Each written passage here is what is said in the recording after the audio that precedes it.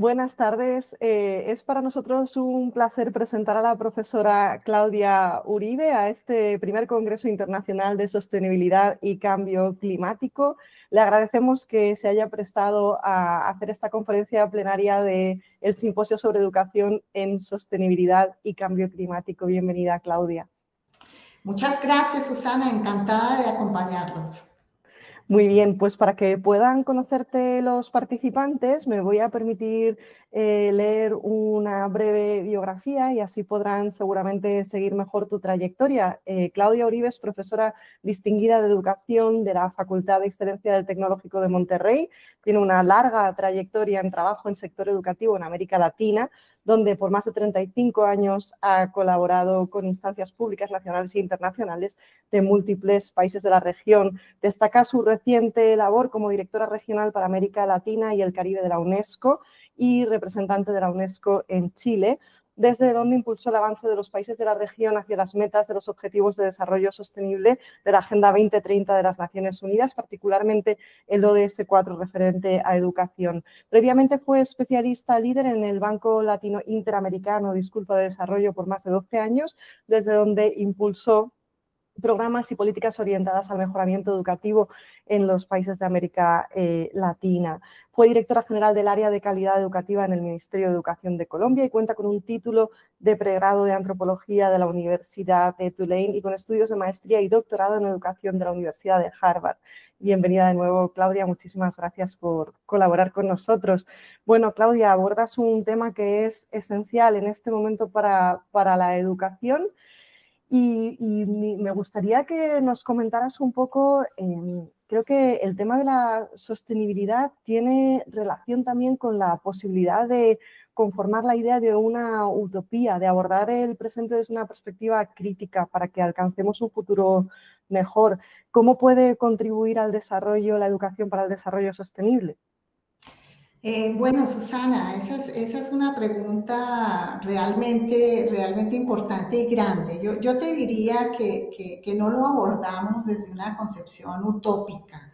Es más bien una necesidad, una urgencia y una responsabilidad del sector educativo. Yo creo que el mundo en este momento enfrenta varias tendencias críticas en materia climática, por supuesto, pero también en materia de paz. Estamos en un mundo rodeado de conflictos, de desafíos para esta generación y para las generaciones venideras. Y realmente estamos convencidos no solamente de que la educación tiene una responsabilidad en la materia de formar a las nuevas generaciones para poder abordar estas temáticas, para poder navegar en un mundo que se está transformando, sino también para transformar el mundo desde miradas y desde capacidades diferentes. Así que, bueno, yo desde el trabajo que abordé desde la UNESCO viene adelantando en este tema y en materia de acuerdos y de regulaciones y de recomendaciones con los países miembros, con sus 194 países miembros, para poder insistir, instalar y apoyar a los sistemas educativos del mundo para que puedan abordar estos desafíos y que puedan instalar dentro de todas las prácticas educativas, de los currículos, de los materiales, de los entornos educativos, de las orientaciones, de la formación docente, para poder realmente instalar y poder desarrollar en los estudiantes esos conocimientos, esas actitudes, esos valores para contribuir a la sostenibilidad. Qué interesante, muchas gracias. Desde luego, es un tema enorme y que hoy en día nos afecta muchísimo y creo que muchas de las personas que trabajamos en el sector de la educación pues consideramos absolutamente prioritario. Hay una cosa que sí que quizás se plantea, Claudia, y es que al ser un tema de escala global en sus implicaciones y además precisamente al tocar toda clase de sectores, es decir, afecta a todos los ámbitos prácticamente de nuestra vida privada y pública, institucional e individual, ¿no? Y me planteo un poco cómo se puede configurar esa relación entre la incidencia a nivel local, es decir, la preparación de programas que puedan transformar pequeñas comunidades, y la escala global, que claro, son dos realidades muy complejas, muy diversas en los planteamientos. No sé qué nos podrías comentar en relación a este tema. Mira, yo creo que todas las soluciones y las acciones son locales, Susana. Realmente las transformaciones se van a dar desde lo local, desde la escuela, yo diría que desde el aula misma. El tema, la temática de lo global es poder alcanzar esos acuerdos y esas orientaciones y esos propósitos. Entonces, el trabajo desde lo global lo que hace es desarrollar estos marcos y estas recomendaciones que pueden orientar a los países, pero además comprometerlos, Susana, porque muchas de estas temáticas no necesariamente están contempladas dentro de las agendas de los países individuales. Y si no se da este trabajo de poder conjuntar voluntades, de poder generar un propósito y una visión compartida por un tipo de mundo y de sociedad, de sociedades en las que queremos vivir, realmente no se logra mover en conjunto una agenda de tanta relevancia y de tanta importancia para el mundo. Obviamente es una tarea tremendamente difícil, los contextos, como tú lo mencionas, Susana, de cada país, y si nos vamos a lo local aún más, hay una enorme diversidad, hay una enorme diversidad de situaciones, de capacidades, de culturas que pueden interpretar o potenciar o limitar, digamos, algunos avances. Y eso, digamos, que las agendas globales lo contemplan. De cierta manera, cuando tú lees los instrumentos internacionales, dan campo para que haya interpretación, hay campo para que haya ajustes y adaptaciones desde lo local. Pero lo que es importante es ese, como te digo, ese compromiso y esas acciones también desde lo global que ayudan a dar un seguimiento, a que los países se comprometan también a reportar sobre lo que están haciendo, lo cual también los compromete obviamente pues a mostrar avances en la materia, ¿no? Pero como bien dices, no es una tarea sencilla cuando tú pones a trabajar países con orientaciones tremendamente diversas. Pero las agendas ahí van avanzando y bueno, es una tarea absolutamente fundamental, y el rol, digamos, de instituciones como la UNESCO o como en el marco de las Naciones Unidas, pues es lo que permite poder lograr o poder por lo menos impulsar a que el mundo pueda avanzar en una dirección que nos beneficie a todos, ¿no?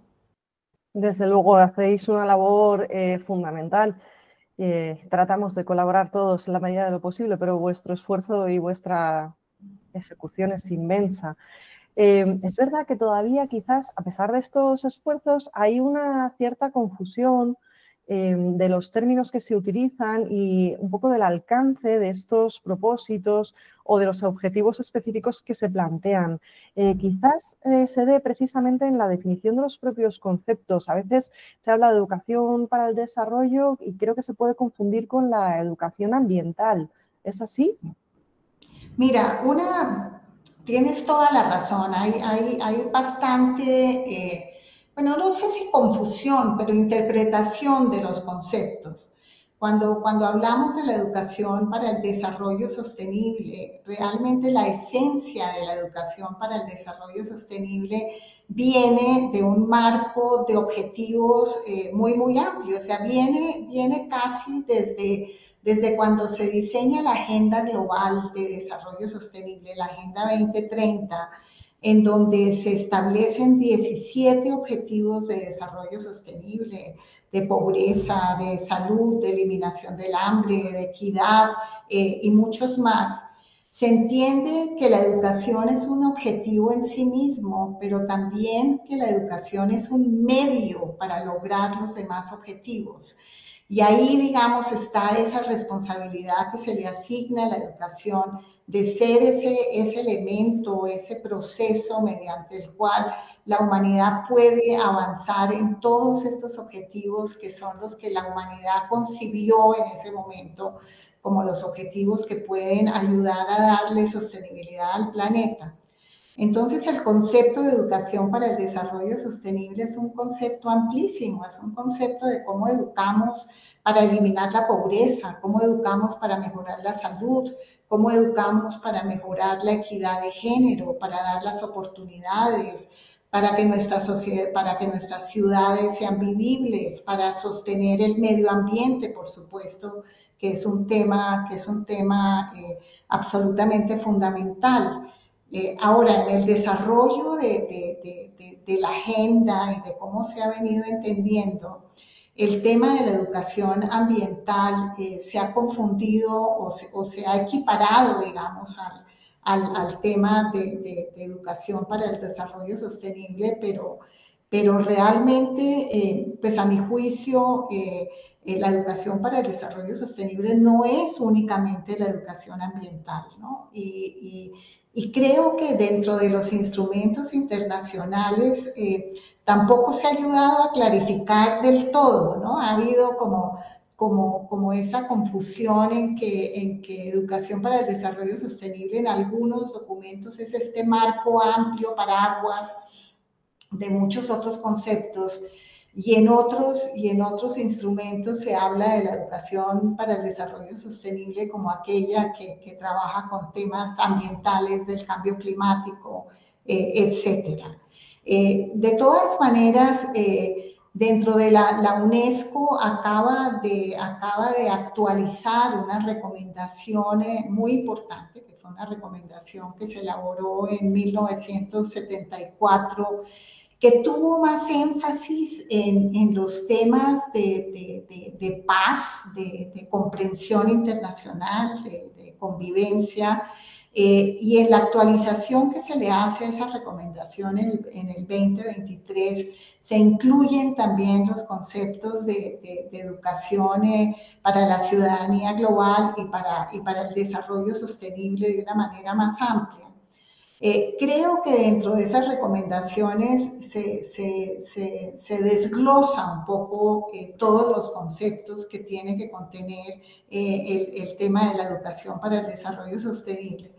Una cosa, Susana, es que cuando uno piensa, bueno, ¿qué es lo que nos puede garantizar la sostenibilidad? Realmente en este momento yo creo que hay pocas personas que estarían en desacuerdo con decir que el rumbo que ha tomado el mundo, la humanidad, es un rumbo que nos está llevando a unas situaciones que pueden incluso poner en riesgo nuestra propia sobrevivencia.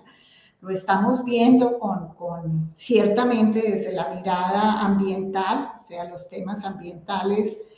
Ya la comunidad científica nos ha venido hablando desde hace muchos años sobre el punto máximo de calentamiento global, sobre los desastres que pueden causar el calentamiento de los océanos, que se derritan los glaciares, que es el riesgo contra la diversidad, etcétera.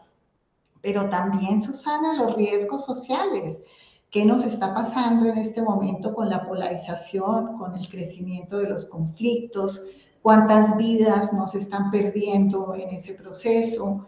¿Qué causas y qué consecuencias está trayendo esa incapacidad de los seres humanos de comprendernos, de saber convivir juntos, de poder entender que lo que pasa en un lugar del planeta puede afectar al mundo entero?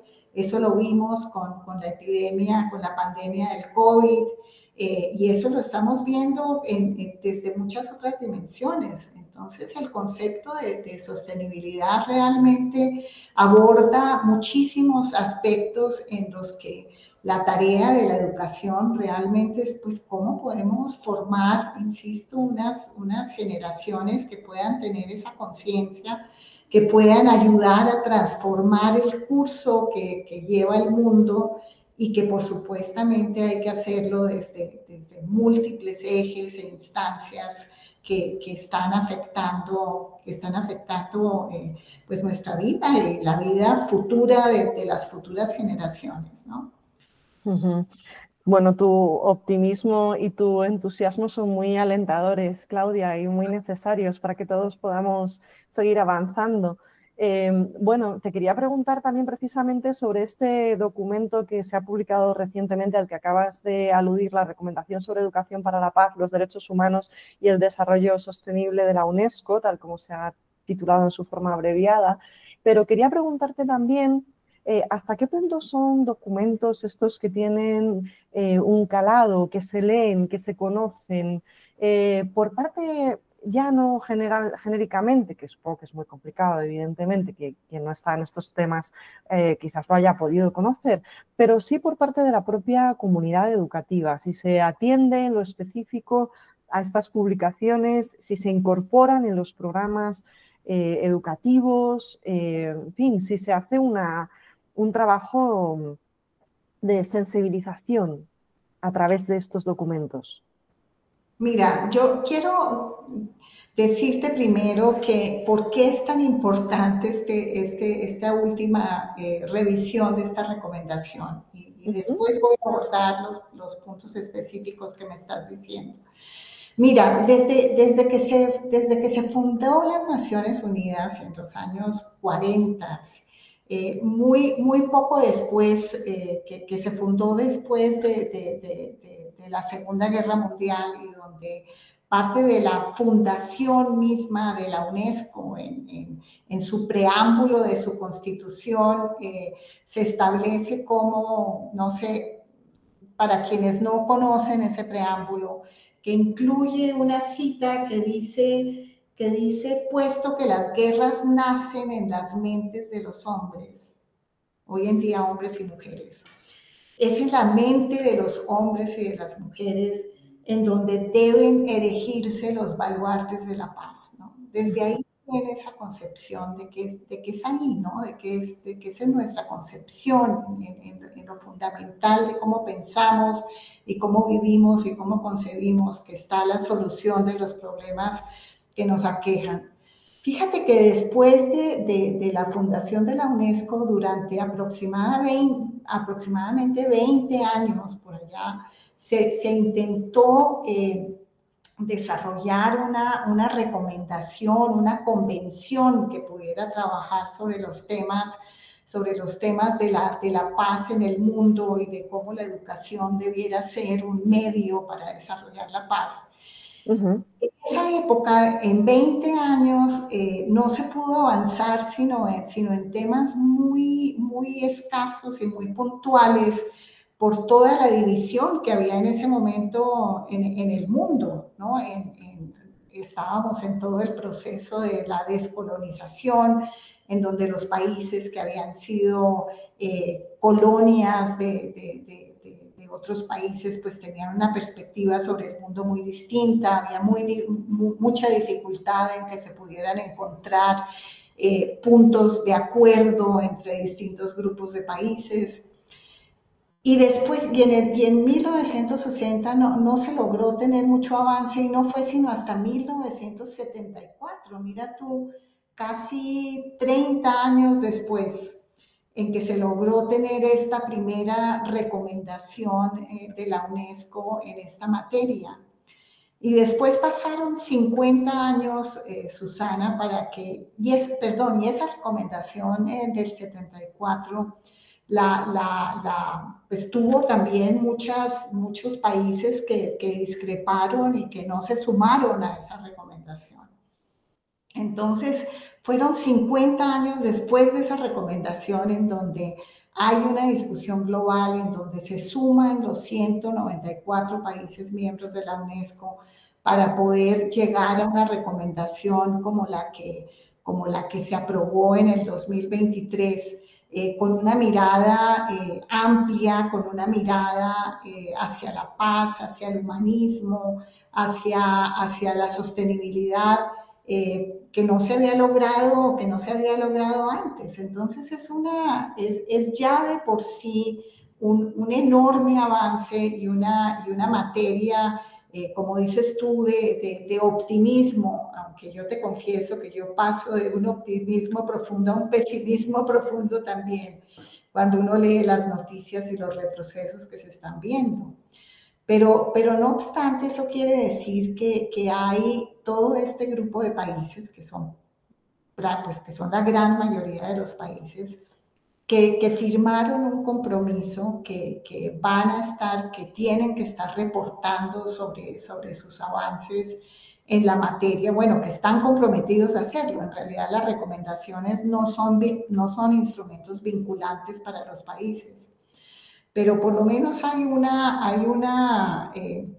pues hay una disposición y un compromiso de un buen número de países de poder avanzar en esta materia. Ahora, ciertamente, Susana, el hecho de que existan estos instrumentos no garantiza un proceso automático de su aplicación. Obviamente, habrá que hacer muchísimo trabajo en los años venideros para poder aterrizar muchos de los aspectos que se proponen en esta recomendación, darlos a conocer, como tú dices, a pesar de que los países mismos, o sea, estos no son creaciones de un grupito de expertos a nivel, en una instancia internacional, Susana, realmente las recomendaciones y estos instrumentos que te digo tienen meses e incluso años. Esta recomendación se discutió, creo que fueron como por 3 años que hubo discusiones, hubo más de 3.000 expertos trabajando en esto, las comitivas que redactaron fueron conformados por expertos de los distintos países, se discutió hasta los puntos y los comas en las reuniones de las asambleas y de los consejos ejecutivos de la UNESCO.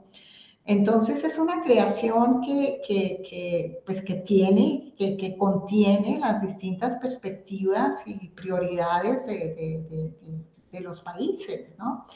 Pero eso no quiere decir que eso haya bajado necesariamente a los implementadores, a los ministerios de educación, a los docentes, a la comunidad educativa.